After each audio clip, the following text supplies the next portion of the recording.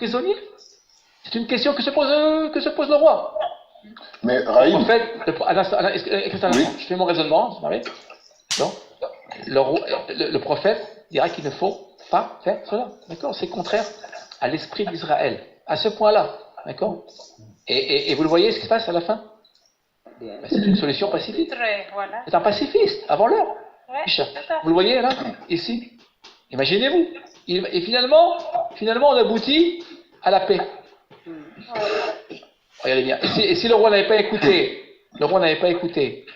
Elisha, ben la guerre aurait continué.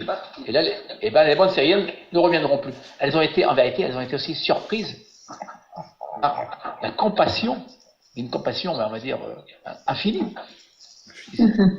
C'est ce qu'on voit aussi aujourd'hui. De la part d'Elisha. Oui.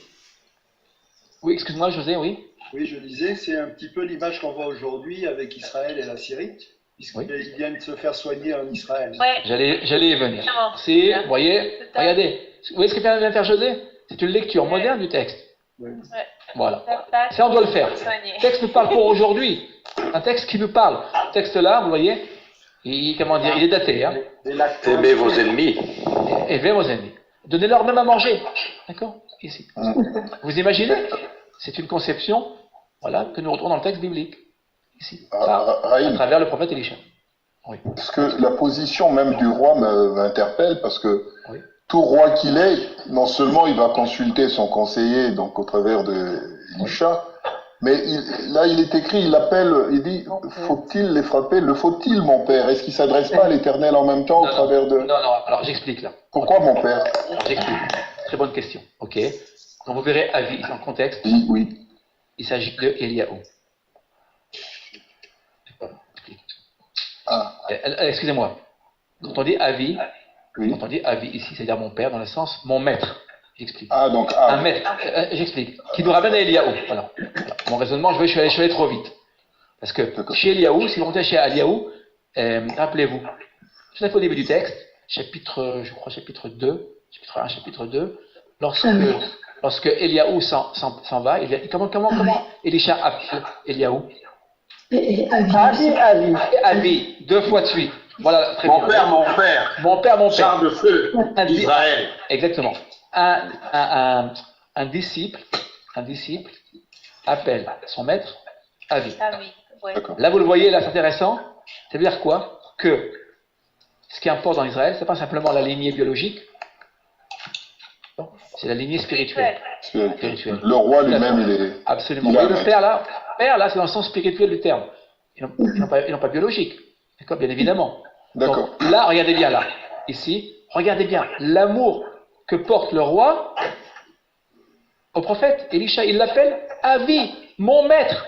Mon père, c'est mon maître, comme mon maître. Mon patron même. Si vous cherchez dans une concordance, la concordance d'Eben Shushan, c'est un des premiers mots, hein, la concordance. Vous verrez que le mot Av, père, qui veut dire aussi patron, maître au sens de patron. Imaginez-vous que le roi, là, se soumet, ni plus ni moins, il se soumet. Ici, comme disciple, il est le disciple du prophète. C'est Elisha qui gouverne. L'esprit. C'est l'esprit. Regardez bien, la force d'Elisha, en fait, ici, c'est là, on le voit très bien, c'est de prôner la paix. Là où le roi aurait probablement finalement choisi une autre voie, celle de la guerre. Voy a rebondir un peu dans ce sens-là, Jaime, c'est dans Comment? le sens, regardez, c'est le roi qui est servi par l'esclave. Et là, ce que lui dit Élisée, c'est le contraire, c'est que lui, en tant que roi, va servir l'esclave. Totalement. Il se soumet, je dirais pas esclave, je dirais serviteur. Inversement. Son serviteur, c'est juste. Tout à fait, parfaitement. Le roi, ici, en fait, se soumet, on peut le dire, il se soumet à l'avis, d'accord, de son maître. Alors, si on n'avait pas avis, ce serait un simple conseiller. Là, non, c'est pas un simple conseiller, ça pourrait répondre à la question de Christian, c'est pas un simple conseiller, là. Il est le maître, en fait, Elisha est le maître du roi, comme Eliaou fut le maître d'Elisha. Et là, vous l'aurez 2 fois, avis. Or, c'est très bien, alors ça tombe très bien, je ne m'attendais pas, mais ça tombe très bien. Regardez bien, Elisha va répéter 2 fois, avis. Elisha, c'est l'homme du redoublement. l'abondance qui va. Vous voyez, quand on passe en hébreu, mon prénom, Chaim, revient à la vie. D'accord? Toute notre étude parle de vie, on l'a très bien vu. Chaim ne veut pas dire Lévi, veut dire d'accord, le duel. Vous vous rappelez? Le duel. Haïm, Oznaïm, les oreilles, deux oreilles. Enaïm, Haïm. Quand vous entendez Haïm, les yeux. deux vies. Vous voyez? Chez Elisha, vous trouverez toujours le double. Et pour finir, la double bénédiction. Absolument. Haïm, oui, oui. C'est Alphonse, j'ai une question. Bonsoir Alphonse. Oui, Alphonse. Rien. C'est concernant, vous dites que Elisha, on est d'accord qu'il n'est pas. Mais comment comprenez-vous quand les enfants disaient monte chaud, 42 enfants, il les a fait comme dévorés par des ours. Est-ce que vous pouvez m'expliquer ça? Okay, alors. C'est pas le thème du webinaire ce soir. Oui, on va. C'est une question. On termine d'abord le webinaire. Non, c'est une question. Je vais quand même répondre, d'accord, à notre ami Alphonse. Oui. Tout à fait. Alors, c'est pas le but du webinaire, d'accord? Tout à fait. Je voulais pas introduire une malédiction, parce que c'est une malédiction, et j'ai on va mélanger les genres, mais c'est une question que je vais y répondre. C'est une question. Il n'y a aucun homme, je vous rappelle, aucun homme dans le Tanakh n'est parfait. D'accord? Il y a un point ici, c'est une question qui va se poser. En effet, il va maudire. Vous vous rappelez dans le texte, il maudit les enfants. Oui. Au nombre de combien, Alphonse? Je te renvoie la question, ils étaient combien? Combien? 42. 42, très bien, merci. C'était au nombre de 42, et il va les maudire. Tout à fait. Alors là, nos maîtres diront que c'est une erreur. Absolument. Elisha est un homme. Il est prophète, grand prophète, mais vous voyez, il n'y a pas d'homme parfait. C'est pour ça que la Torah, la Tanakh, nous rappellera toujours, vous voyez, un point noir, si je puis dire, du personnage que vous étudierez, que vous retrouverez. On l'aura avec Moïse, on l'aura avec tous les grands, on l'aura avec Jonah, évidemment, on l'aura avec Eliyahu, tous les grands personnages, avec Abraham, imaginez-vous, le patriarche, d'accord, Avinu, notre père, vous voyez, notre maître, Avinu. Ici, même Abraham, on aura des passages, vous vous rappelez, lorsque avec Lot, il y aura ce fameux partage de terre, là où tu iras, si tu vas à droite, j'irai à gauche, si tu vas à gauche, j'irai à droite. Beaucoup de nos maîtres, le Rambam, Nachmanide par exemple, diront c'est toute faute, etc., etc. Personne n'est parfait. Et pour répondre rapidement à cette réponse, c'est un des points qu'on peut probablement reprocher à Elisha. C'est juste. Mais Raïm, le chiffre 42 n'est pas anodin. Hein. Exactement. Alors là, on ne va pas rentrer dans le détail. D'accord, Mais non, mais si vous m'entraînez, moi, vous savez, là, je suis, comment dire non. Moi, je me pose la question, pourquoi ils n'étaient pas 15 ou 25, 42 s'il y a une malédiction qui suit derrière, c'est que lui, le voyant, Elisha savait ce qu'il disait. Ok. Alors, Christian, si tu me permets, on mettra ça de côté, voilà. Ok, merci. On va finir sur une bénédiction. Voilà. Amen. On va finir sur une bénédiction, on va demander à Bernadette. Alléluia. Bernadette va nous lire le texte, et nous finirons par ce texte-là. Voyez. Keovram. Maskata. Keovram. Keovram. Ve'eliyahu. Amar el Elisha.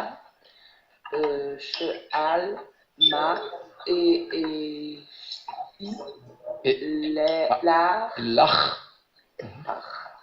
Beterem Ela Kar Meimar Vayomer Elisha Vei Na Très bien. Pi Chenai. Ne pas manquer, ça c'est le mot le plus important probablement du verset. Shenaim. Oui. Berouh. Regardez la difficulté là. Resh, on a un het et on a un chaf. À retenir là. Berouha. Voilà. Très bien. Entraînez-vous à la maison. Vous pouvez vous entraîner. Berouha. Bernadette, on finit. Et là, très bien. On traduit. Pendant qu'il traversait, Yahou dit à Elisha, exprime un désir, que puis-je faire pour toi avant que je te sois enlevé? Elisha répondit, puisque-je avoir une double part de l'esprit qui t'inspire? Très bien. Donc c'est l'homme du double. L'homme du double, vous le voyez là? Maintenant, je crois que nous avons compris l'ensemble de nos miracles. Regardez bien. Nos miracles, il y a toujours un plus. Vous l'avez remarqué? Il y a toujours un double. Le notar, il reste. Il y a toujours un plus. Ce plus d'où il vient. Et il a écrit d'où? Elisha. Regardez bien. Il l'a écrit là. Vous voyez? Dans ce passage-là. Double portion. Double portion. Il y a double. Mais regardez bien. L'effort humain. Alors, vous vous rappelez ce que nous avions dit tout à l'heure? Il faut demander. Il n'a pas reçu gratuitement. Hein. Et Elisha, il en a fait la demande. À tel point, vous vous rappelez à tel point? Il lui dit, mais tu me poses, là tu me demandes quelque chose de difficile. Ça veut dire quoi? Une chose que tu n'aurais peut-être pas dû me demander. Comment tu oses me demander une telle chose? Moi, Yahou le grand, c'est moi le maître. D'accord? Eh bien, il recevra finalement, ce qui montre la grandeur d'Elisha. C'est-à-dire, Elisha finalement est à l'aptitude de recevoir. Vous voyez? Et il faut que le clé, l'instrument, soit capable de recevoir une double portion. Imaginez-vous la responsabilité en plus d'Elisha. D'une certaine manière, Elisha surpasse, regardez bien, surpasse le maître. Oui. Et c'est ce que nous devons retenir, c'est que un bon enseignant, en fait, voilà. un rabbin, un bon enseignant, je parle du monde juif que je connais, eh bien, c'est celui qui aidera ses disciples à se dépasser. C'est un peu le but de notre webinaire, de mon enseignement, pour ceux qui me suivent. Et le but, c'est pas de, donner une information, simplement une information. Non, c'est de là. Absolument, de vous donner à aimer beaucoup plus le texte, d'aller chercher par vous-même, et d'aller creuser le texte, de scruter le texte, de méditer le texte, vous voyez, de poser des questions, de susciter l'intérêt, d'accord, pour finalement dépasser, en fait, l'enseignant et le maître. Je voudrais bien justement poser une ou deux ou trois questions. Devakasha. Après, je reviendrai sur ce que j'ai inscrit là. Oui, je n'ai pas fini. Premièrement, il faudra nous expliquer pourquoi pourquoi il y a un dagage dans le P, il devrait plutôt y avoir une affiche naïve, il y a pourtant un dagage. Ça, c'est important. Je crois qu'il doit y avoir un accent disjunction qui doit être là. Ça, c'est excuse-moi, ici, j'ai pas entendu. Où ça? Je dis qu'il faudrait voir si, Rina, Ishnaïm, non, on se serait attendu à ce qu'il soit écrit Fishnaïm, sans le dagage dans le oui, à cause de... Sauf peut-être que le signe soit disjonctif. Ça, c'est une première question. C'est possible. Bon. Alors, une deuxième, c'est pas une question, mais je reviens à ce qu'on a parlé sur le latin. Lorsqu'il s'agit d'une voyelle brève et d'une voyelle longue, le I et le Y sont des voyelles brèves. Et donc, quand c'est une voyelle brève, le C se dit C.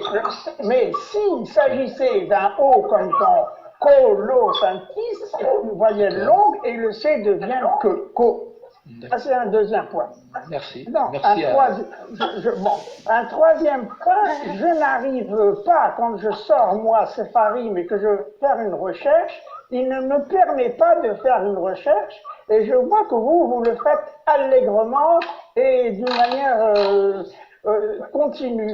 Je vais revenir. Alors, tu le veux bien, ici, ce qu'on va faire, et à la fin du webinaire, je vous ferai la recherche.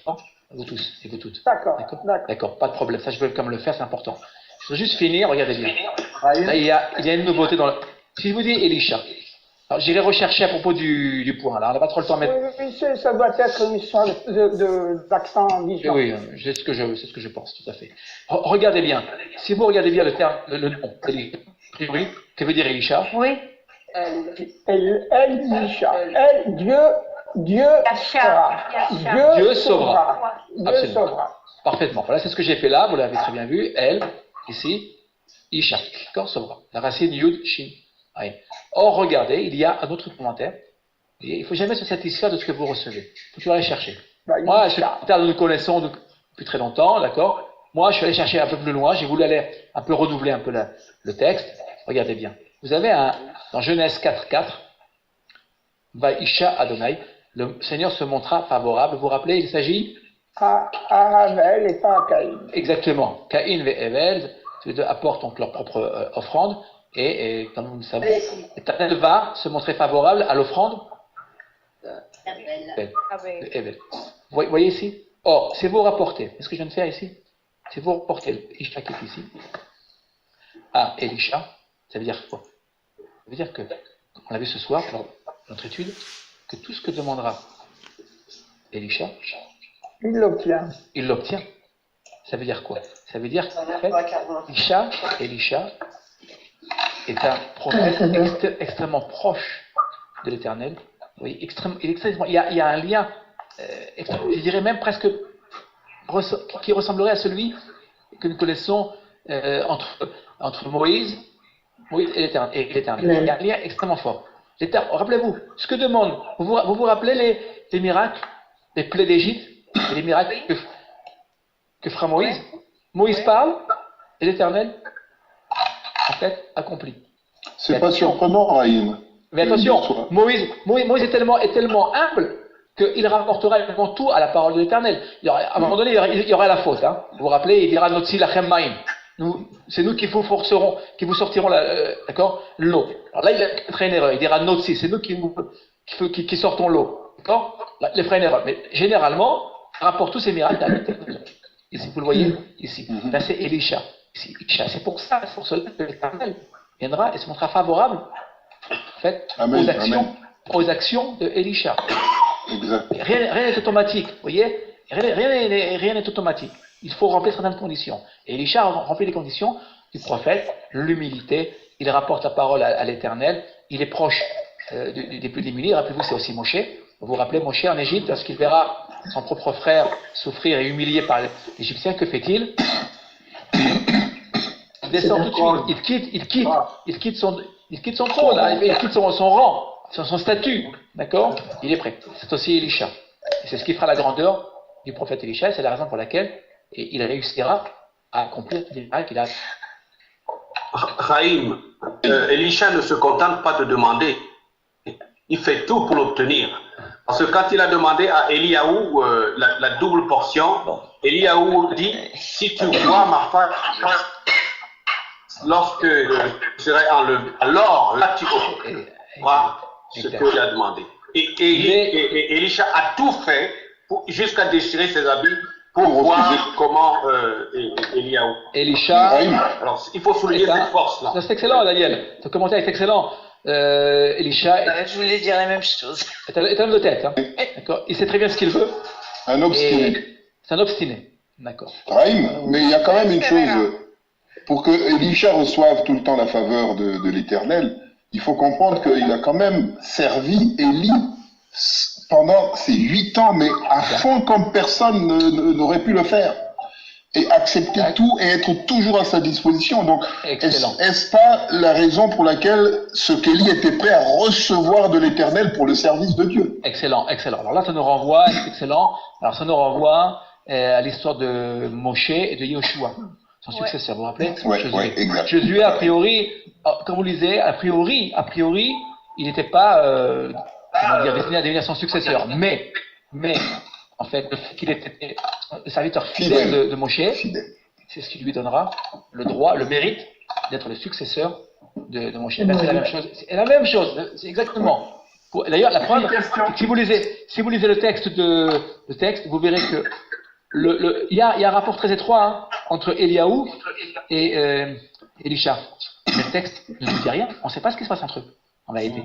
On sait qu'il est le serviteur fidèle d'Eliaou, mais rien n'est dit. Pourquoi rien n'est dit? Parce qu'en fait, c'est une évidence. On comprend, après le texte, on comprend que pendant 8 ans, c'est ça nous le savons dans le texte, pendant 8 ans, et Elisha se soumet en fait à il apprend tout de son maître. Chaim. Et après, il prendra évidemment son envol. Chaim. Oui, mais Vakasha. À propos de la parole Shnaïm.